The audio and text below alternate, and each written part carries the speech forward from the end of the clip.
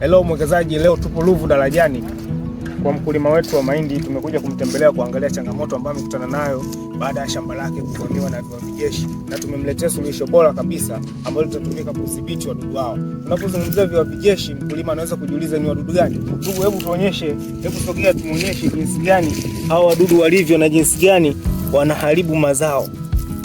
Tunapozungumzia kiwavi jeshi, ni mdudu kama huyu hapa. Huyu ndo mdudu ambaye anaharibu mazao. Kwa hiyo tutampiga dawa. Sogea tena uje muonyeshe mwingine hapa. Tutampiga dawa yetu hii ya Action, na kesho tutakuja kupata majibu. Huyu ndio mdudu tunayomzungumzia. Uzuri wa hii dawa yetu, inatumika kudhibiti viwavi jeshi na wadudu wengine wote ambao wanashambulia mahindi na mazao mengine ya mboga mboga. Vile vile dawa hii inaweza kudhibiti wadudu wote ambao wanaonyesha usugu kwenye dawa zingine. Kwa hiyo tunawashauri wakulima tutumie dawa hii hasa kwenye kipindi hiki ambacho viwavi jeshi kantangaze anaathiri sana mazao ya mahindi na mazao mengine ya mboga mboga kama nyanya. Ni mils 20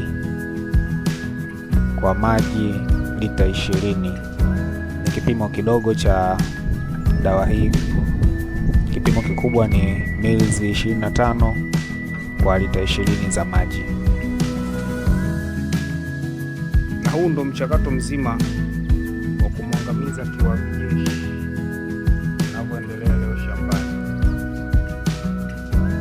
kwa kuhakikisha mkulima anapata suluhisho bora.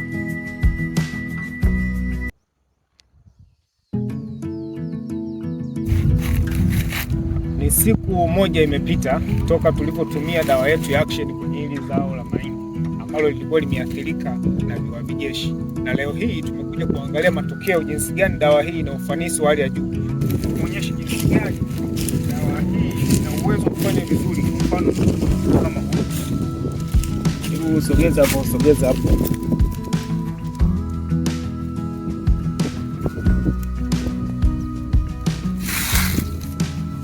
Hawa wadogo wote wamekufa ndani ya siku moja tu. Haya ni matokeo ya siku moja.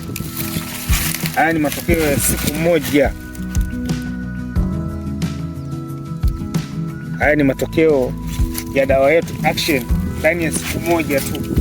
Licha kufanya kazi hivi ndani ya siku moja, lakini pia italeta ulinzi wa muda mrefu zaidi. Hapa mkulima, hii dawa licha kuua wadudu imeingia ndani ya mmea. Kwa hiyo mdudu yote ambaye atatafuna mmea ndani ya hizi wiki 3 mpaka wiki 4 atakufa, kwa kuwa atakuwa amekula sumu. Kwa hiyo dawa hii inaboresha na inaleta mazao mazuri.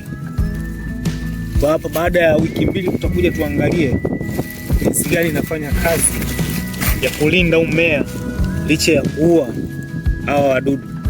Haya ni matokeo ya siku moja, ndugu mkulima wetu, ndugu mfanya biashara mwenzetu. Haya ni matokeo ya siku moja toka tupige dawa. Sogea hapa. Hii ni siku moja.